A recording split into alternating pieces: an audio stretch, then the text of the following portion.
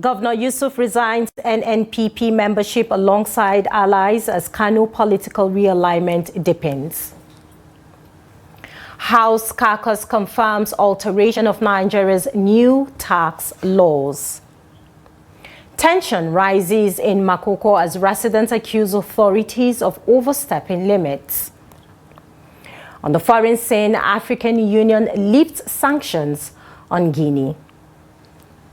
Hello and welcome to News Hour on Trust TV. I am Mimana Bagodo, and now we begin with politics. In Kano State, where the state governor Abba Kabir Yusuf has formally resigned from the new Nigeria People's Party NNPP, citing deepening internal crisis and the need to safeguard public interest. The resignation, effective Friday, January 23rd, was communicated in a letter to the NNPP ward chairman of Diso Chiranchi Gwale local government area. Yusuf thanked the party for its platform, but noted persistent internal disputes and legal challenges that have destabilized the party nationwide. The governor's decision follows careful reflection and is guided by public interest, he said, adding that it was made in good faith and without bitterness. Yusuf's resignation is accompanied by 21 state assembly members, 8 federal lawmakers, and 44 local government chairmen. The NNPP ward secretary acknowledged the letter and commended Yusuf for his contributions to infrastructure, urban renewal, health, education, and economic empowerment in Kano State.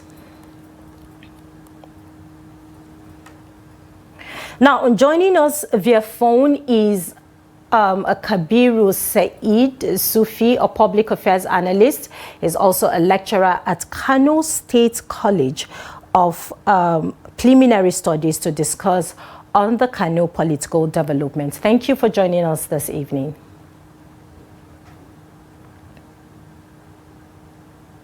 Hello, good evening.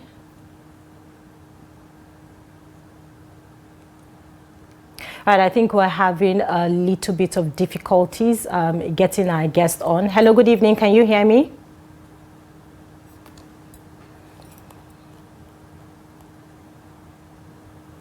All right, then our guest will be joining us shortly. I think he's having a bit of a network problem. And now we move to River State, where the State High Court sitting in Oyigbo has declined jurisdiction to hear suits challenging the impeachment proceedings against Governor Siminalayi Fubara and his deputy, Professor Ngozi Odu. Ruling on the matter, Justice Florence Fiberesima said the issue is already before the Court of Appeal, following an appeal filed by the Speaker of the State House of Assembly, Martins Amiwuli. The appeal seeks an interpretation of Section 18810 of the 1999 Constitution after a lower court restrained the House from proceeding with the impeachment and barred the Chief Judge from setting up a 7-man investigative panel. Justice Fiberesima held that the High Court lacks the authority to entertain a matter pending before an appellate court and adjourned the case indefinitely.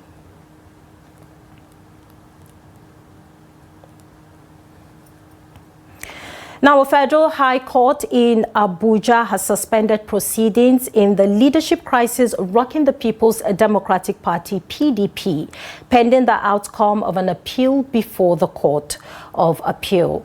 Justice Joyce Abdulmalik, in a ruling on Friday, said the court must exercise restraint after being informed of a notice of appeal filed by a faction of the party led by a senior advocate of Nigeria, Kabiru Turaki. She consequently adjourned the case till February 20th for mention. The suit seeks to nullify the outcome of the PDP National Convention held in Ibadan on November 15 and 16, 2025. It was filed by Mohammed Abdurrahman and Senator Samuel Anyawu, who are acting national chairman and national secretary of the faction loyal to FCTA Minister Nyesom Wike.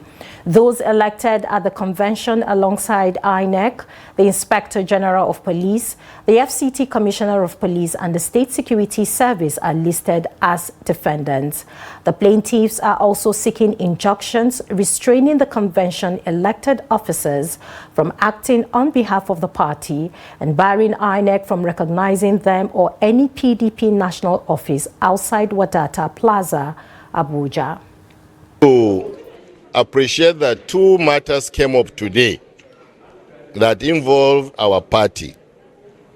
The first one was the matter that we filed, and the second one was the matter that was filed against us.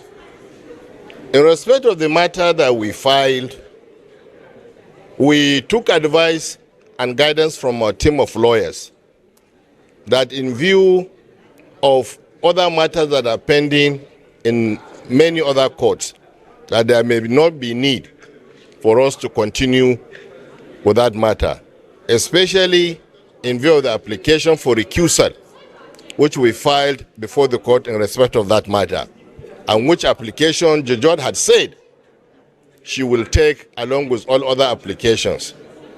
Now, we accepted the advice of our counsel and then asked them to come within the provisions of Order 50, Rule 2 of the Federal High Court Civil Procedural Rules to withdraw without the leave of the court. Now, in ruling on that application, instead of striking out the matter, the court now dismissed our matter. So we are going to take further advice from our team of lawyers on what options are available to us, including and not limited to the right to appeal against that ruling. We take a recap of the first story of the governor of Kano State, who has defected to the All Progressive Congress from the NNPP. And taking a statement from him, Yusuf's resignation is accompanied by 21 state assembly members, 8 federal lawmakers, and 44 local government chairmen. And the NNPP ward secretary acknowledged the letter and commended Yusuf for his contributions to infrastructure, urban renewal, health education, and economic empowerment in Kano State.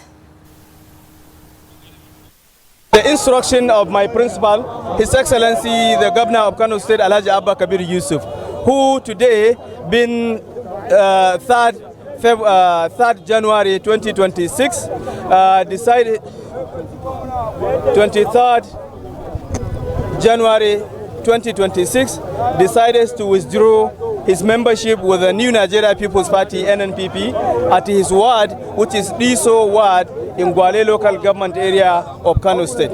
This resignation is solely personal due to the internal crisis the party is facing. And His Excellency, in the best interest of the good people of Kano State, decided to leave this platform at this time so that he can decide for himself another political journey. Is he resigning alone or he's coming along with His Excellency is resigning along with 8 members of the House of Representatives and 21 members of the State House of Assembly with the 44 local government chairmen in Kano State. And we will announce the next political destination of His Excellency. Our guests have been able to join us to discuss the Kano political development in person of Kabiru Said Sufi. He's a public affairs analyst and he's also a lecturer at the Kano State College of Education and Preliminary Studies. Thank you for joining us this evening. Thank you for having me on the program.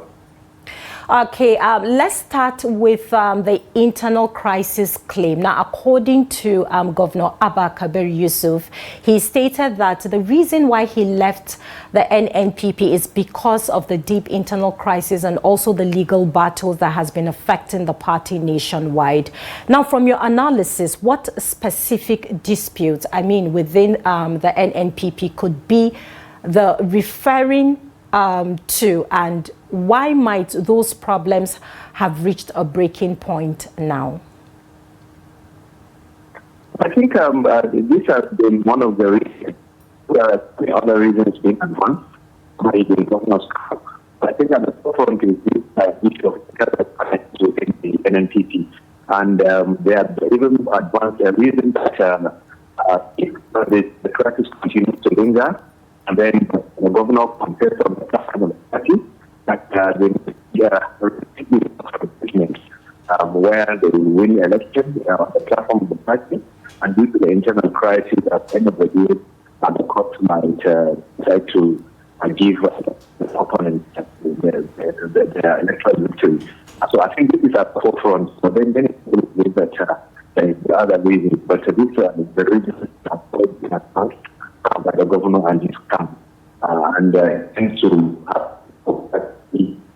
last 1 month or so, I feel that people who have movement and actually towards this reason. I think that the movement is not very convinced in this reason, but the reason at the forefront. Many other reasons the government has already advanced. But the party has internal crisis so much so that the logo of the party, one the fruits and one of the book, by two red symbols, but then the logo of the two different and the two factors have been swaying up to the middle.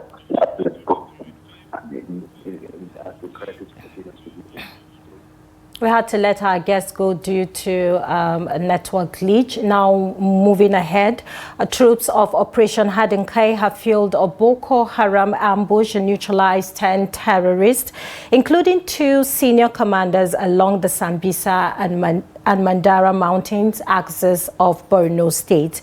The media information officer of the Joint Task Force Northeast, Lieutenant Colonel Sani Ubar, identified the commanders as Basulhu and Ubeida. He said the insurgents attempted a well-planned ambush using roadside explosives and heavy gunfire, but troops under Sector 1 responded with superior firepower. Now, following the attack, the military recovered rifles, a rocket-propelled grenade charger, motorcycles, radios, grenades, IED materials, and other insurgent equipment. In a separate operation around the Malkube area, 2 more terrorists were neutralized without casualties to personnel. And Lieutenant Colonel Uba also noted that earlier attempts by Boko Haram and ISWAP fighters to infiltrate from Cameroon were repelled, and troops continue to dominate key locations across Borno, including Tagejari, Chiralia, and Ajigin Abirma. The military commended the troops for their gallantry and assured that operations across the northeast region will continue.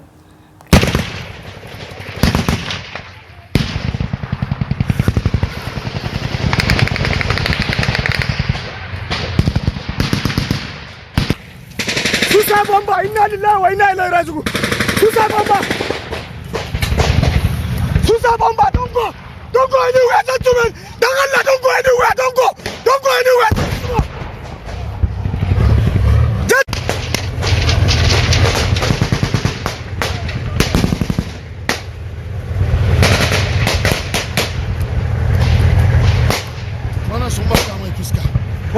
Ku tashi a jikin motar nan! Ku tashi! Ku tashi a jikin motar nan!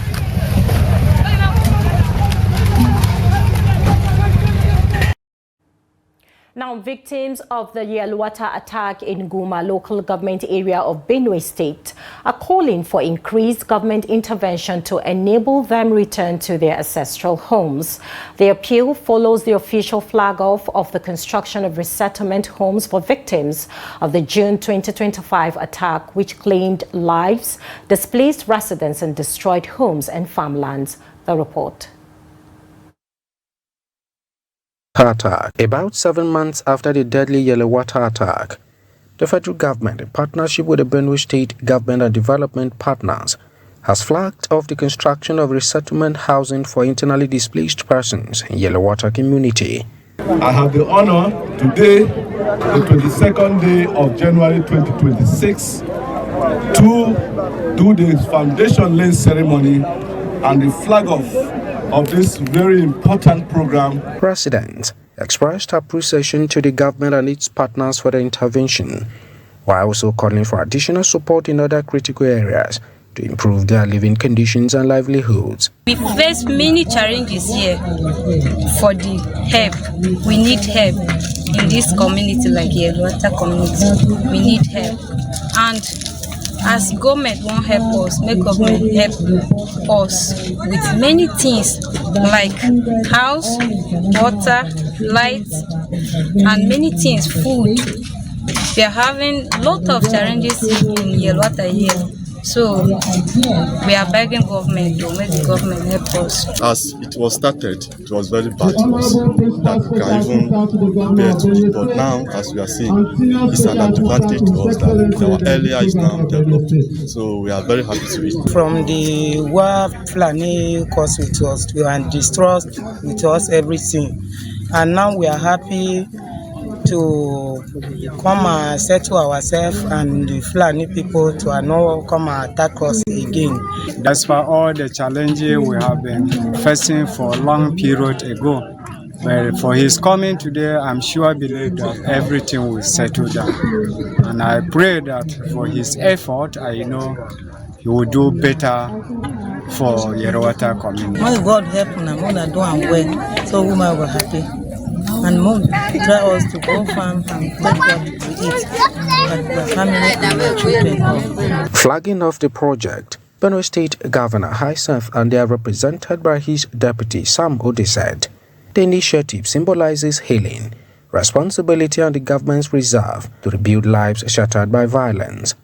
He noted that the project goes beyond the provision of shelter, describing it as a step toward restoring safety, stability and a renewed sense of belonging for victims of the Yelewata attack. It is also a clear signal that government is committed to moving our people from displacement to resettlement, from dependency to productivity, and from despair to hope.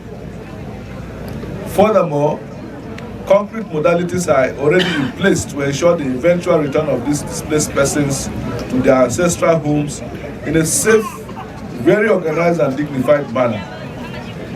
As peace and security continue to improve, our goal is not to keep our people in camps indefinitely, but to reintegrate them into the communities and support them to rebuild their lives. About 200,000 square meters of land have been donated for the project, which will accommodate the construction of about 400 buildings, comprising of a total of 62 housing units in the first phase.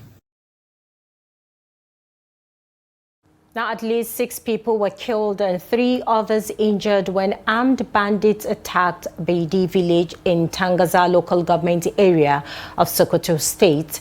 The attack occurred around 9:30 p.m. Thursday when a large group of Lakurawa bandits, reportedly armed with sophisticated weapons, stormed the hamlet near the Niger Republic border. A security source said communication blackouts delayed reporting, and troops from Operation Fansanyama, the police unit and the Sokoto Community Guard Corps were deployed. Victims were evacuated to hospitals while security forces continued to comb the area to apprehend the attackers and reassure residents. Now, Nigeria stands at a crossroads in its long-running security crisis as decades of centralized policing have left the system overstretched, struggling to contain insurgency, banditry, organized crime, and political thuggery. In response, the administration of President Bola Ahmed Tinubu is pushing for a constitutional amendment to allow the establishment of state-controlled police forces, a move aimed at improving local security, responsiveness, and public trust. However, as compelling as decentralization may appear, the proposal raises critical concerns around funding, political independence, accountability, and professional competence. The report. More than 2 decades after the return to civilian rule, the country's security institutions increasingly appear overstretched, reactive, and unable to fully enforce the state's monopoly over the use of force. Across the country, a complex web of non-state actors, including Islamic insurgents, bandit groups, ethnic militants, secessionist movements, cult networks, organized criminal syndicates, and political thugs continue to challenge state authority. Against this backdrop, the administration of President Bola Ahmed Tinubu is advancing what could become one of the most far-reaching security reforms since 1999, a constitutional amendment to permit state-controlled police service. While political momentum is building, a fundamental question remains. Will state policing fix Nigeria's insecurity or simply decentralize its failures? In Lagos, some residents expressed concern over alleged sabotage within the security forces, particularly the military and the police, and called for stricter recruitment processes, improved screening, and stronger internal discipline. All the policemen and soldiers were ambushed. That's a security lapse. It shows that within the policing system, be it the military, or the police proper, there are saboteurs within the system, which is another issue entirely. For example, you recall that former President Jonathan actually mentioned that there were Boko Haram members within his cabinet. So that's the question of saboteur. Those are elements, anti-state elements within the state. Government is trying their best. You can see the amount of resources put into security. So government is putting its best. And the police in equally, they are putting their best. But I think it's because of the complex nature of the society these days. Things are everything is becoming complex. And when things are getting complex, of course, you need to re-strategize. But the major issue we are having with security in this country is the fact that there are so many betrayers. People sell out information. If the police have a valuable information that an incident is about to happen somewhere and they are mobilized to go, some persons who are privileged to have such information will put a call across, and before you know it, the information is leaked and there could be an incident of ambush and their lives will be wasted because the officers that are going on their duty, they are innocent. They never knew that the information had been leaked. State policing has to be a law that will regulate it. Otherwise, the governors, the politicians will abuse it. State police is the best because the state police, the meaning of state police is that you're employing police that knows the terrain. Sometimes it's the police that knows the neighborhood or they grew up in the environment. They understand the people in the terrain. They know people that are living in a particular situation. Sometimes when something happens in a particular neighborhood, the security personnel that live in that neighborhood, that works in that neighborhood, can tell you even without, they will have suspect even before they carry out investigation. To curb insecurity at both state and national levels, residents called for increased recruitment, comprehensive training, and rigorous screening within the security agencies, particularly the police. House of Representatives Minority Caucus has confirmed that some recently gazetted tax laws were altered after passage by the National Assembly and assent by President Tinubu. The ad hoc committee on tax laws, chaired by Afan Victor Ogene, found discrepancies, especially in the Nigerian Tax Administration Act 2025, including lowered reporting thresholds, new pre-appeal payment rules, expanded enforcement powers, and changes to petroleum tax computation. The National Revenue Service Establishment Act also had key oversight provisions removed, undermining legislative control. The panel has requested more time to complete its probe and pledged to protect the constitutional powers of the National Assembly.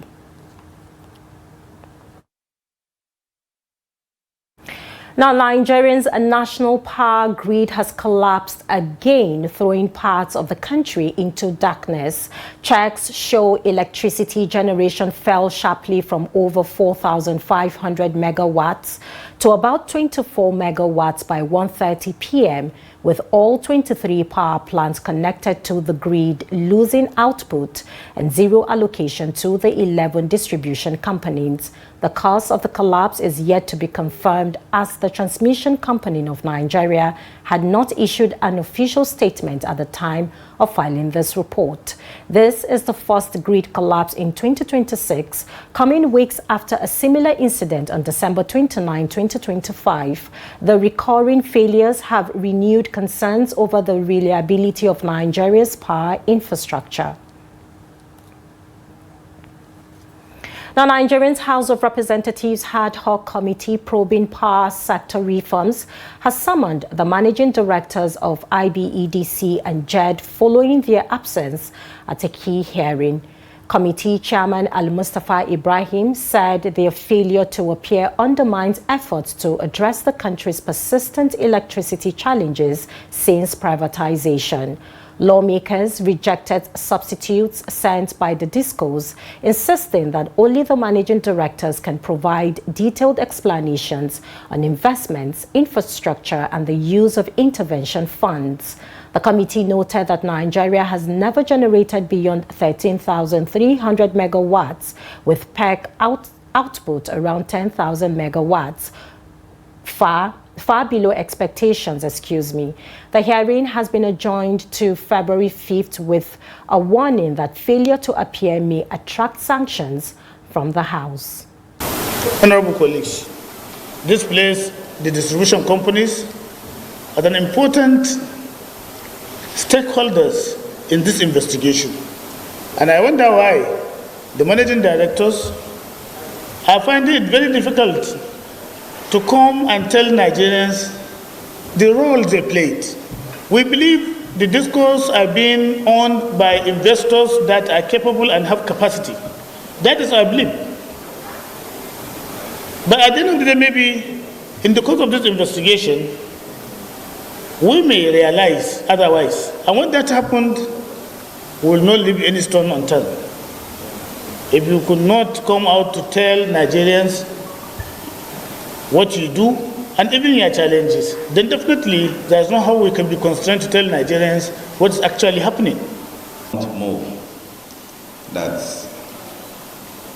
we discharged the representatives that come, and they should come back with their MDs on the 5th of February, like we are giving orders yesterday, to come back here with their MDs, come and explain to us, come and speak to their documents submitted, and to come and tell Nigerians how far they have gone on the intervention, on the distribution itself, and on the infrastructure.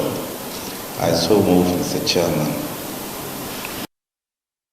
Now, the Nigerian Labour Congress NLC has endorsed an indefinite strike by the Federal Capital Territory Administration FCTA workers over unpaid wages, promotion arrears, and unremitted pensions. The strike, organized under the Joint Unions Action Congress, began Monday, disrupting operations across FCTA offices in Abuja. Workers accuse management of neglecting long-standing grievances, including wage delays and outstanding promotion payments. NLC President Joe Ajaero said the union reviewed the council's petition and deemed the workers under deliberate exploitation and bureaucratic oppression. The NLC directed all affiliate unions to fully support and escalate the strike, urging workers to converge at the National Industrial Court on Monday, 26 January 2026. Daily prayer and solidarity sessions have also been mandated. FCTA officials said 10 of the 14 union demands have been addressed, including partial payment of 5 months' wage arrears and hazard allowances for health workers. The Congress, however, rejected these claims, saying none of the issues had been conclusively resolved. The NLC called on civil society, student groups, and community activists to support the struggle, warning that the patience of workers is exhausted. The union vowed to continue the strike until all demands are met and workers' rights are fully respected. Now, former Pension Reform Tax Team Chairman Abdulrashid Maina has called for further investigation into ex-Attorney General Abubakar Malami, alleging that the government has only scratched the surface of his alleged corruption. Maina claims that Malami's seized assets valued at 217 billion naira represent just a fraction of what he reportedly looted. The FCC has traced 41 properties worth 212.89 billion naira, including hotels, schools, factories and residents in Kebbi, Kano and Abuja. Malami is currently facing 16-count money laundering charges in court. Maina commended the current administration's efforts in recovering stolen funds and urged continued transparency and accountability. Malami allegedly stole a lot of funds. What government has seen so far is not even one quarter. Because my speciality is the recovery of public funds. I trace funds wherever they are, and that is why they've been after me. We can recover these funds from Malami. They are more than what has been seen. What is 217 billion properties? Yes, the government is doing the right thing. The government is doing the right thing because if we don't start, there must be accountability, transparency, and the rule of law, which is what I see this government is actually doing, as against what the last administration has been doing. Because all these things happened during the last administration. I don't believe this could happen in this administration. How could somebody come to Abu Dhabi? The president, late president, may he rest in peace, Muhammad Buhari was there. Kemi Adeosun was there. Baba Ngono Mongono NSA was there. Abubakar Malami was there. They begged me. I refused to come to Nigeria. They went back to Nigeria, went and made my mother insist that I must come. Because Jonathan had told them I recovered 1.6 trillion during his time. This can be stated by Ngozi Okonjo-Iweala. She's there. And 227 properties under Magu. And I can tell you, allegedly, these funds, these things, properties were shared among Magu and his cronies and Malami. It is one of the reasons for the fallout of Malami and Magu. So Nigerians should be asking these questions. Instead, Maina this, Maina that, Maina this. Okay, let's talk about, they said Maina stole 2 billion naira. This is News Hour on Trust TV, coming up after the break. Tension rises in Makoko as residents accuse authorities of overstepping limits. Do stay with us, more news when we return. Welcome back. If you're just joining us, this is the News Hour on Trust TV. A look at our top stories once again. Governor Yusuf resigns NNPP membership alongside allies as Kano political realignment deepens. And House Caucus confirms alteration of Nigeria's new tax laws. Now moving on, the presidency has reversed the appointment of Usman Daikin Gari Suleiman as ambassador to Turkey. Presidential spokesman Bayo Onanuga had announced the appointments of 4 ambassadors, including Daikin Gari, former governor of Kebbi, on Thursday night. He had also disclosed that President Bola Tinubu, who returned from a 3-week overseas trip at the weekend, would visit Turkey next week. But shortly after the announcement, Onanuga issued a fresh statement on the reversal of Daikin Gari's appointment. However, the presidential spokesman said aside from Daikin Gari, there was no alteration to the posting of other ambassadors to other ambassadors designate made in his previous statement. Those whose appointments were not affected are Ayodele Oke, ambassador designate to France, Latif Are, ambassador designate to the United States of America, and Amin Dalhatu, high commissioner designate to the United Kingdom. Onanuga said in a memo to the Minister of Foreign Affairs, President Tinubu urged the ministry to notify the governments of the three countries about the ambassadors designate in accordance with diplomatic procedures.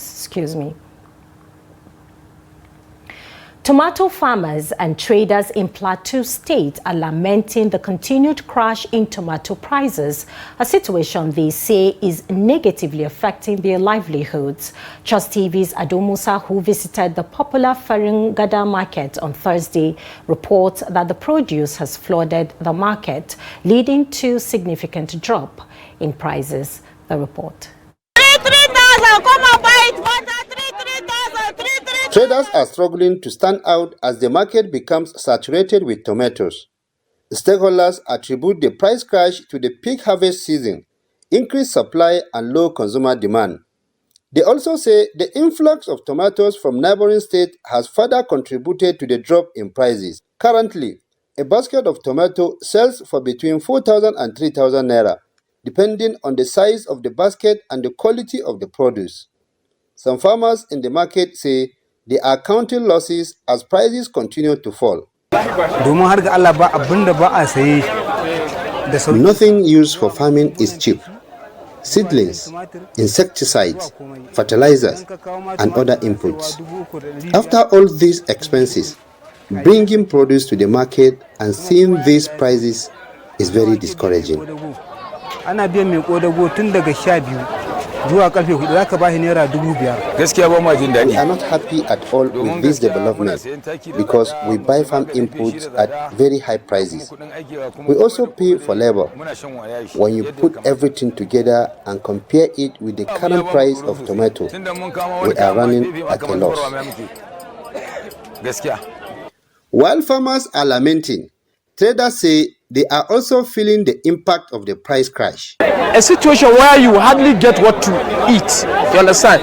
You don't get profit, you usually go at loss. Even the last supply that I made, I spent almost more than 300,000 naira to make a supply here at the market. But at the tail end, the main profit I counted with my bare hands was 2,300 naira. As my children don't resume school now, I'm supposed to pay their school fees now, and I don't have much to pay their school fees because the tomato already gone down now. However, buyers describe the drop in tomato price as a welcome relief. Prices of tomato now is cheap more than before, and we like it. We are so happy about it. The price of tomato in the market is affordable. It's very, very affordable for now. Because before we used to buy a basket of tomato 15,000, 18,000. As a buyer, I say I'm happy. But when I look deeply, I am not happy because it costs the people to do this work. And because of the illiteracy of our people, they don't have processing method to preserve this tomato. A whole basket of this quantity is 3,000, 3,500. Ubale Musa, the secretary of the Faringada market, explained the factors behind the continued drop in tomato prices and its implication for farmers. If we have a subsidized price of input from government, any amount that a farmer sells for a tomato, it will not be at loss. If there is blockage for importing tomatoes product into Nigeria, a farmer can escape from the tomato growth. If there is introduction of industry in the country, a farmer can benefit and escape from tomato growth. As prices continue to fall, farmers warn that many may be forced out of tomato farming if government fails to address the persistent challenges facing the sector, including high input costs, poor storage facilities, and lack of price stabilization mechanisms. Ado Musa, Trust TV News. Now, residents of the Makoko waterfront community in Lagos have raised fresh concerns over an ongoing demolition exercise, accusing the government authorities of exceeding agreed boundaries and deploying excessive force. At a press briefing, community leaders and civil society groups allege that the operation has led to displacement, human rights violations, and reported loss of lives, prompting renewed calls for government intervention and dialogue. The report. At the briefing, Israel Idowu, student coordinator of the Makoko waterfront community, recounted events surrounding the demolition, accusing authorities of acting beyond agreed limits. According to Idowu, the exercise initially commenced along the waterfront where officials reportedly measured and demolished structures within a 15-meter setback. However, alleged that the operation later expanded far beyond that boundary. Idowu explained that efforts by residents to avoid confrontation were unsuccessful as the militias allegedly continued beyond the agreed 100-meter limit. He further claimed that security operatives deployed tear gas during the exercise, a development he said resulted in tragic consequences, including reported loss of lives. Let now mark that 100 meters from that end, if that's what they want to do, to avoid fight and confrontation. So we demarcated 100 meters, but they decided to go in again. So after everything, one day they just pick one day and then start going into that 100 meters. And then we went to the people in charge, we went to the task force. They told us the order they received is to clear all water side. So it was there we now clearly understood that their plan is not just 100 meters. It's just to cover it, have a cover for the whole world to believe that what they were doing is just 100 meters. So they started going in, and then they start throwing tear gas. Then children, we lost children that got could not contain the breath of that tear gas. We lost them. We lost a child that was just given birth to within 2 weeks, and that thing happened, that child died. Human rights and environmental advocacy groups have condemned the Lagos state government over what they describe as systemic and illegal demolitions and forced evictions in several low-income communities across the state. The groups allege that the demolitions were carried out with little or no notice, consultation, compensation, or resettlement plans, leaving many families displaced and vulnerable. We condemn this heartlessness in its entirety and reject this offer. The residents of Makoko and other affected communities across Lagos are not beggars. They are hardworking people who for years have been supporting themselves despite the disgraceful neglect by Sanwo-Olu's administration as well as past governments in Lagos State. They do not need handouts. They need their homes, their schools, their clinics, and their source of livelihood back. As tension remains high in the Makoko waterfront community, residents and civil society organizations are calling on the Lagos state government to immediately halt further demolitions and engage affected communities through meaningful dialogue. Now, members of the Fusebua ruling house in Ijebu-Ode, Ogun State, on Friday staged a protest over an alleged plan to impose a candidate in the selection of the next Awujale of Ijebu land. Fusebua, one of the 4 ruling houses in Ijebu-Ode, is next in line to produce the monarch following the death of Oba Sikiru Adetona in July last year after a 65-year reign. The protesters marched through major streets of the town carrying placards, rejecting imposition and demanding that the kingmakers and the Ifa oracle be allowed to conduct the selection process in line with tradition. Speaking on behalf of the ruling house, Adejugba Obileye said the Awujale stool is sacred and must not be politicized, calling on the state government to stay out of the process. Also speaking, the Awujale of Imoko, High Chief Adekunle Talabi, urged the government to respect traditional institutions and procedures. In response, the chairman of Ijebu-Ode local government, Dare Alebiosun, denied any government interference, stating that the palace had been reopened and that the protesters concerned will be conveyed to the governor.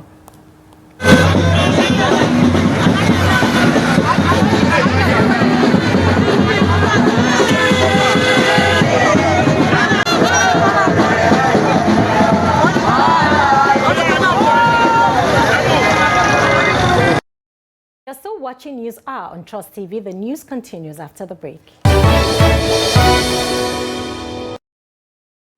Welcome back, and now we move to business.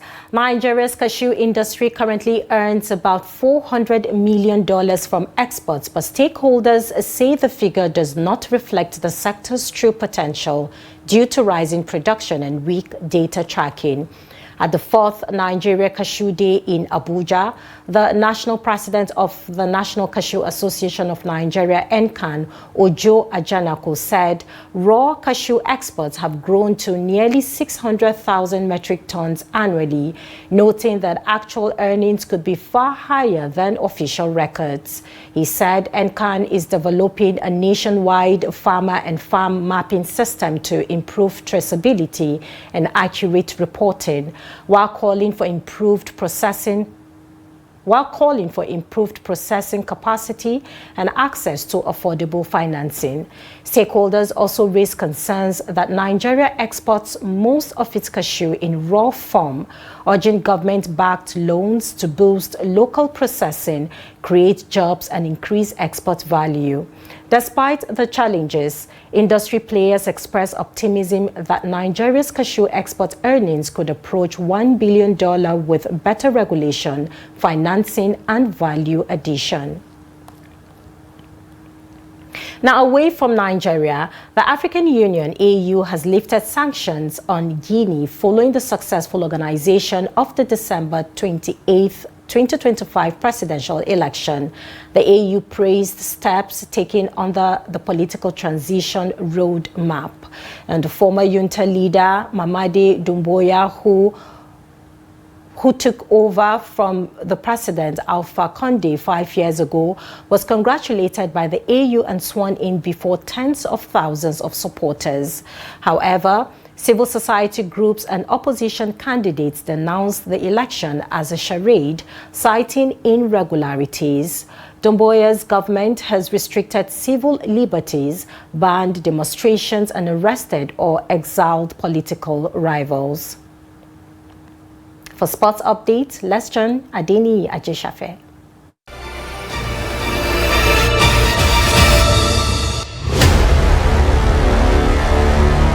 Nigerian senior men handball team, the Golden Arrows, produced a dominant all-round display to beat Zambia 36-18 in their second Group A match at the 25th African Men's Handball Nations Cup in Kigali, Rwanda.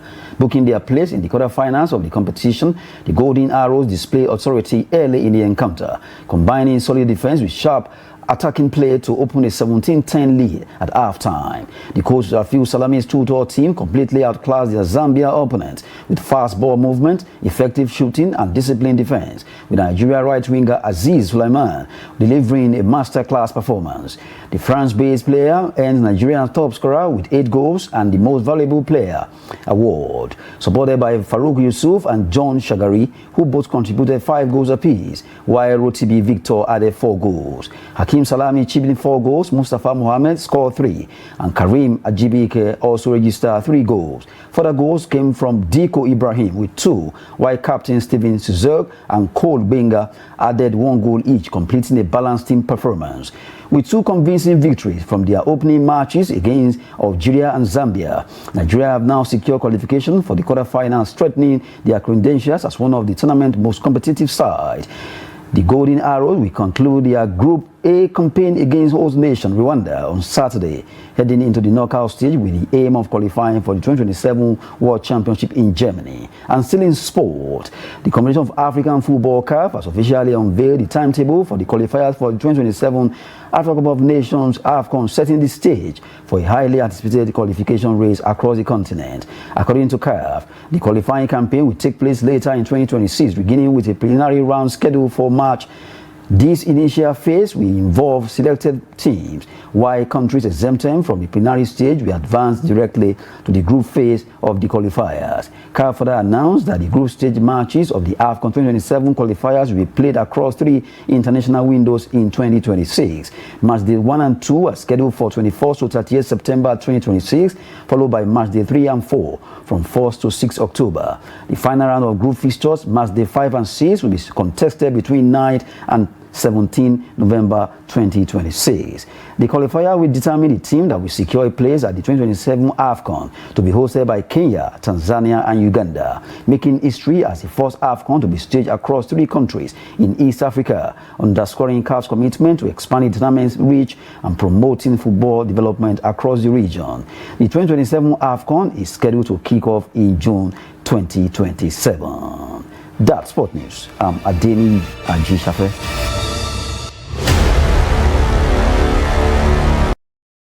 With that, we've come to the end of News Hour on Trust TV. Follow us on all of our social media platforms and subscribe to our YouTube channel for more news. I am Maimuna Bagudu. Do have a restful weekend and thanks for watching. Good night.